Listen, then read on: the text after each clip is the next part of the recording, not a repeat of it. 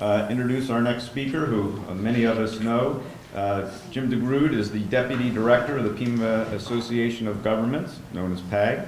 He is a professional engineer and also a graduate of the U of A in civil engineering. He has over 30 years of local government management and public works experience, including serving as the town engineer for Oro Valley, Suarita, and also the assistant town manager for Marana.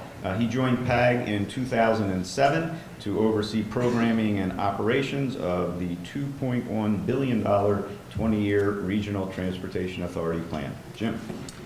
Thank you very much. Thank you very much. It's a pleasure to come here and speak with you today. I've got a lot of material to cover here. What I'm going to talk to you about is what's been happening with the RTA since 2006 and its initial adoption, and some trends that we're seeing kind of post-recession. And I know many of you study these trends, and forgive me if I'm oversimplifying them, but for those of you that haven't seen these, I think they're pretty eye-opening.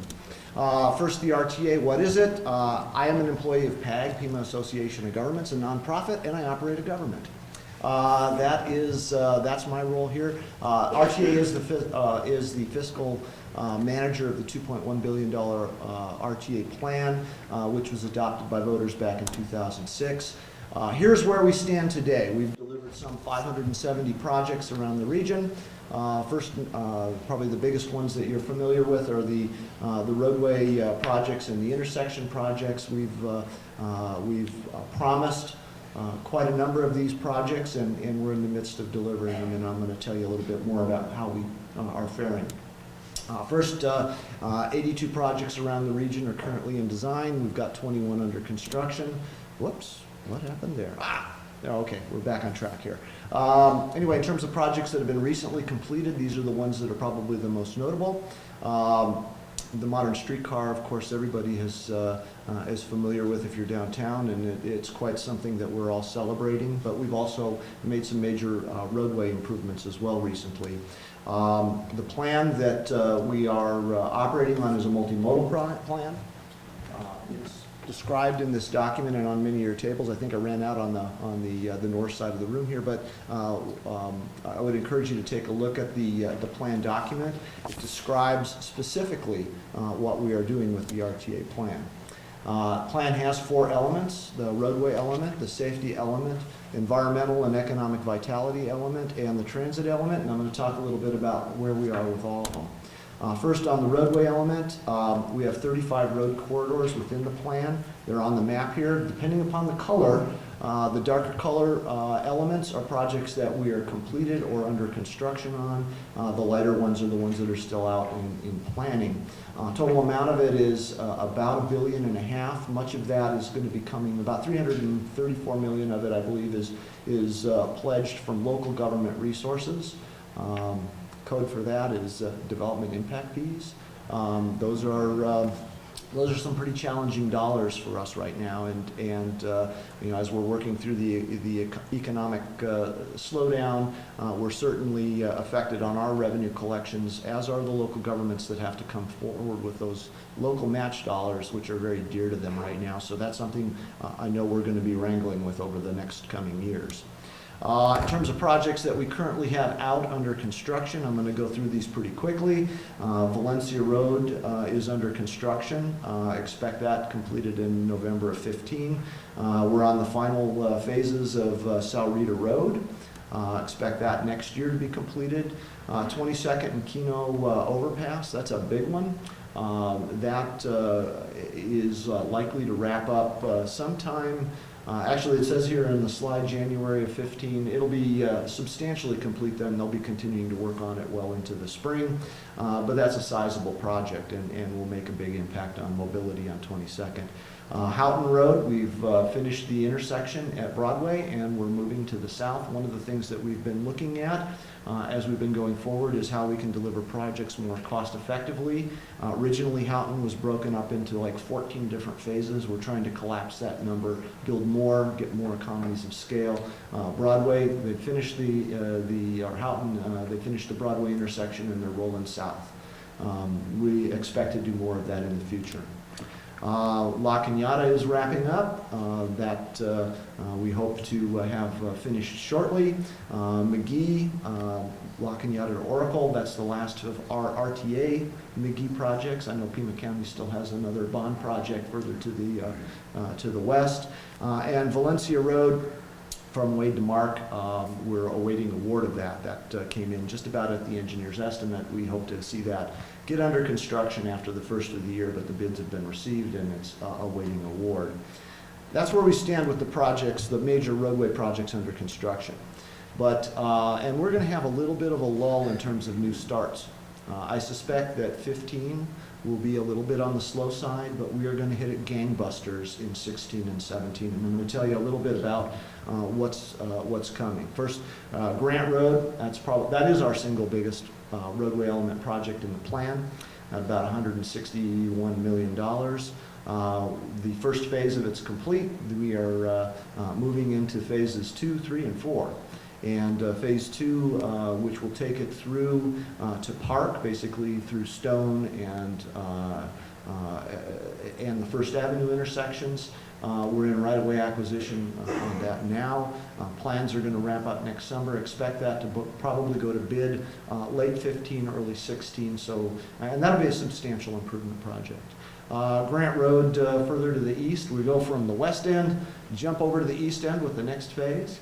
And we are in the final negotiations on the design of the consultant for that, and expect that to follow the second phase by about a year and a half. So look for that probably in 17, early 18 for it to go to construction. I know that Grant is a sore point for a lot of folks. I mean, one only needs to go a couple of blocks to the south here and start dodging potholes. That is something we've been working with the city on, trying to come up with an interim repaving or pavement preservation project. You can expect the middle pieces of that to undergo some pavement reconstruction within the current roadway next year, early next year, and that's something we've been working with the city on for a while. Silver Bell Road, we're going to see the first of those projects. That is one of the few projects that's going to be going out in 15. In fact, I think the city is about ready to put that out to bid. The piece between Grant and Garay. We're also looking at getting a designer under contract to take it out to El Camino del Cerro. Downtown Links, this is one of my personal favorite projects. It may not be the neighborhoods at times, but we've been working through it, and this will make a significant impact in the way we move around downtown.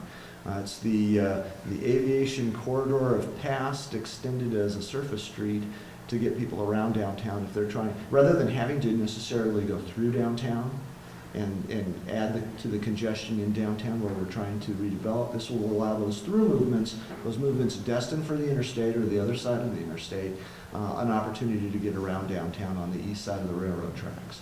It's expensive. It's going to be extensive. It'll include a new underpass for St. Mary's over by what was the old TEP building, now the USA building that the University of Arizona has.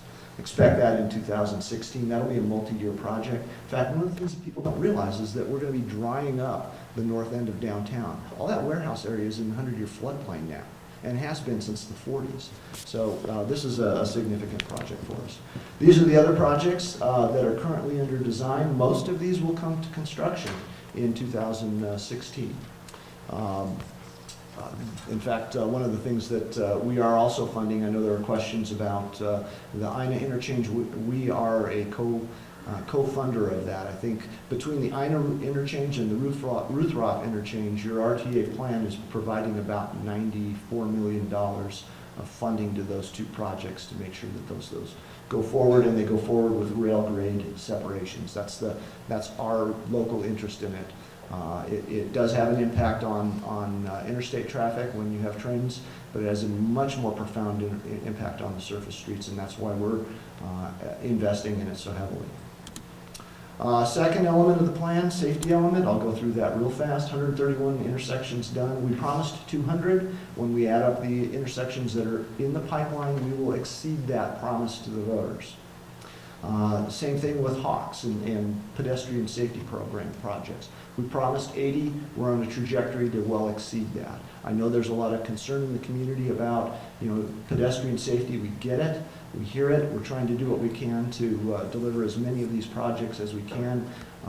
There is a lot of opportunity for us to collaborate and really leverage our resources with those of others to extend this project or this program, and we're going to do that.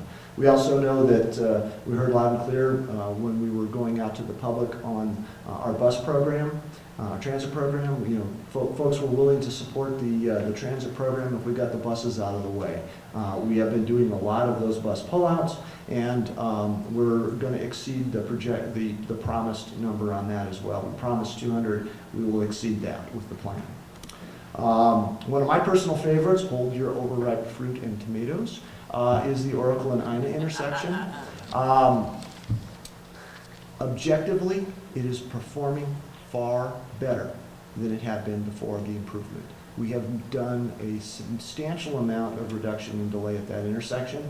We know some people don't like it. We know that there are people that used to make a left turn from Ina at the Oracle intersection. You know what? They're not doing it anymore, and that's okay.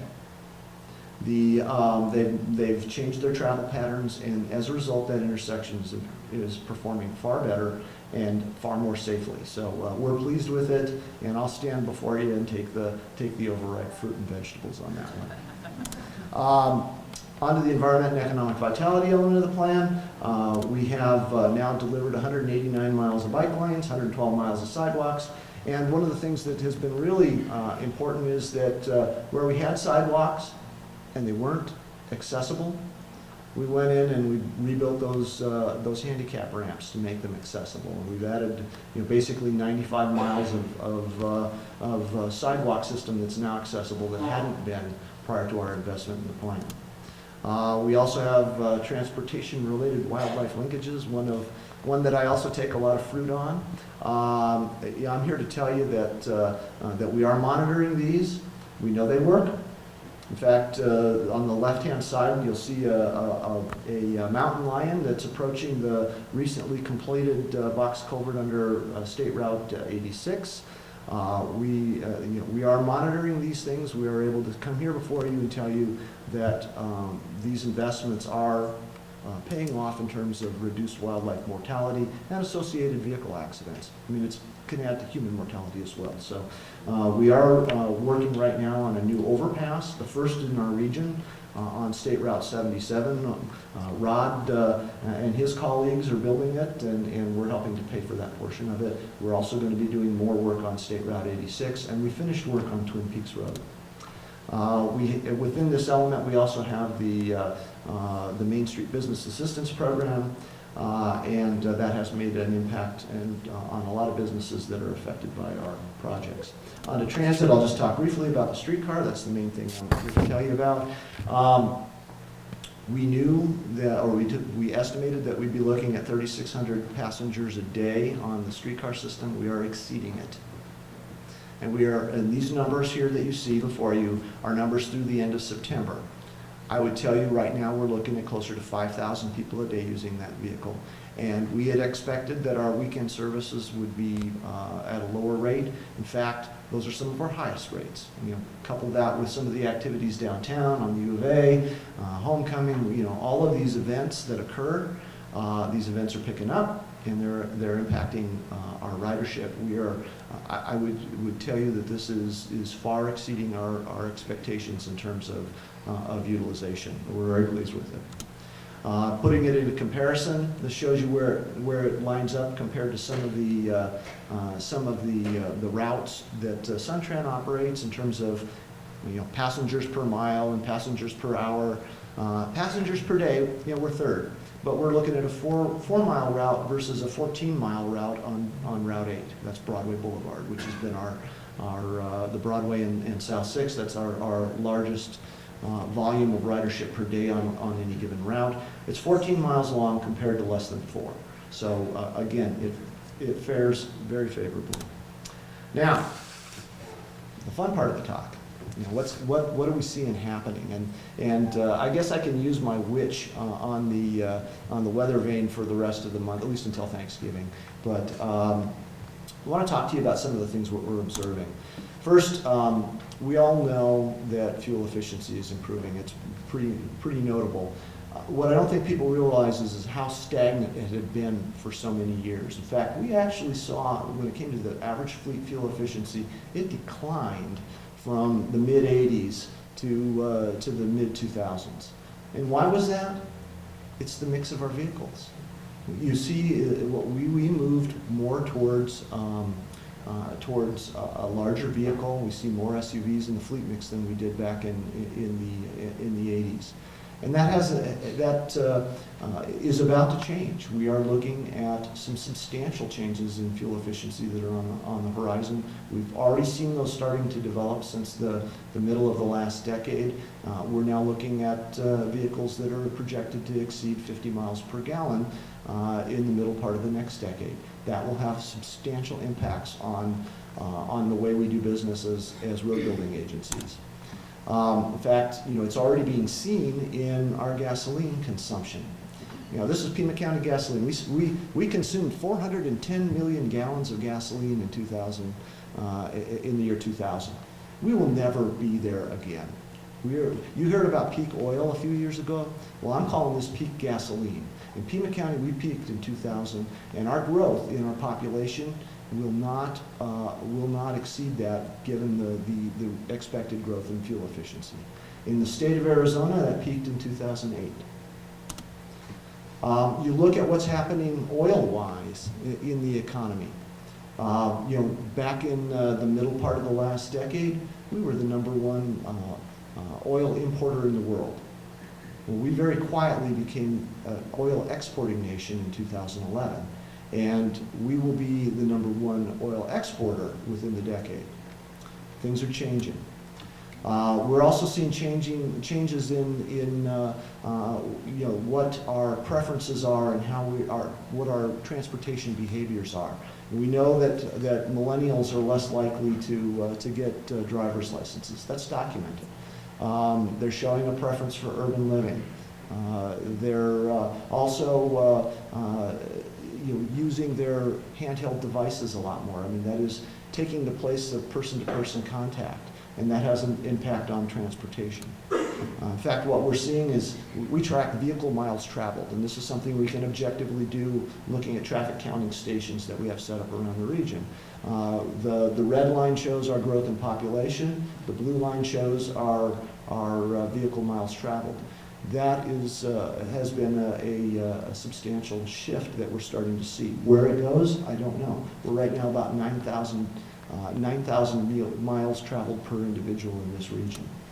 So what we're looking at is a number of factors of changes that are going to all impact the way we deal with our transportation network and the funding of our improvements in the future.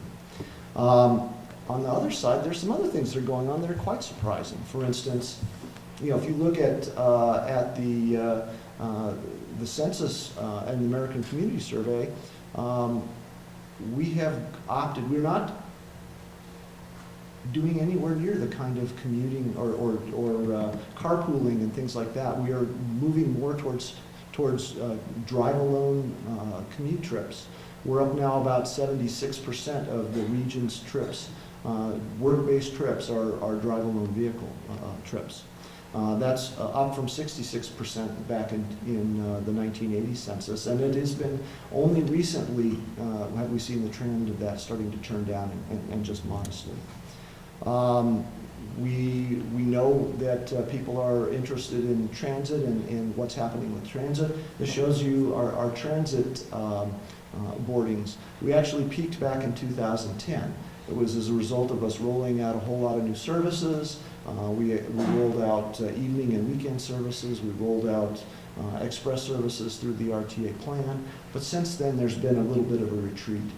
Is this economically driven? Is this preferential and behavioral driven? I think it's all it's all something that we need to watch. You know, when we talk about what is the transit impact in our community, we're about 3% of our work-based trips are transit trips, and that's about the same percentage that it was in 1980. So are we changing or aren't we changing? It's really kind of unclear. When we look at alternative modes, we know that more people are riding bikes, but is it that they stopped riding motorcycles? That's a good question. I think that's something that we need to look at. Altogether, we're looking at about, these alternative mode trips are about 9% of our work-based trips, about the same as it was in 1980. So, we're at a real uncertain time. We're going to have to watch our trends, and as a result, when we're looking at our future transportation planning, I think what we need to do is we need to look at preserving our infrastructure, our existing infrastructure. Look at ways that we can support our economic development and recovery. These are things that I think need to be focused on as we begin doing our new long-range transportation plans. And we need to look at what's going on beyond 2026. 2026 is important to me because it's the day that my authority runs out. And I cease to collect my half-cent sales tax on July 1st of 2026. What do we do beyond that? And there is some discussion beginning to occur about an extension. What does it take the form of? I would submit to you it'll probably be real different from what we have in this plan. How different? I don't know. But one thing that we do know is that our current single biggest issue is our need to address deferred maintenance. We have about $1 billion worth of deferred maintenance in this region, and that sends a big message to people who are coming to our community and looking at investing in it. So with that, I'm happy to answer any questions, and if not, give me the hook, Jim. Time for a few questions. The last phase, Grant Road. Right. When is that scheduled? It will be, I don't have a date specific. I would tell you that it'll be probably in the 2020s. I would guess probably 21, 22 range would be when we would see that come out. Susan. Based on the intersection of Oracle and Grant, what is the feedback, or what are the studies showing on how that intersection works?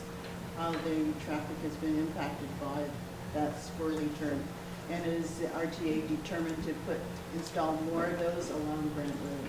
Or is there an opportunity to rethink that?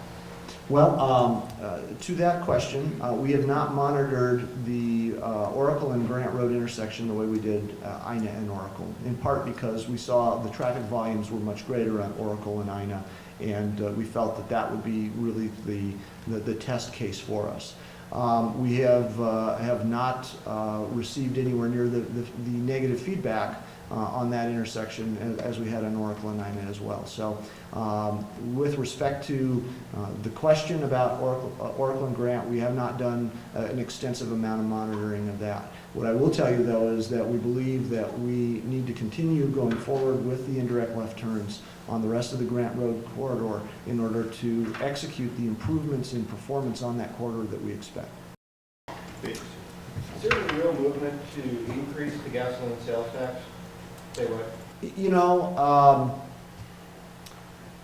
As a bureaucrat, I hear a lot of different views on that. I put it to mine's greater than mine as to how likely that is to go forward. It is something that is a political hot potato.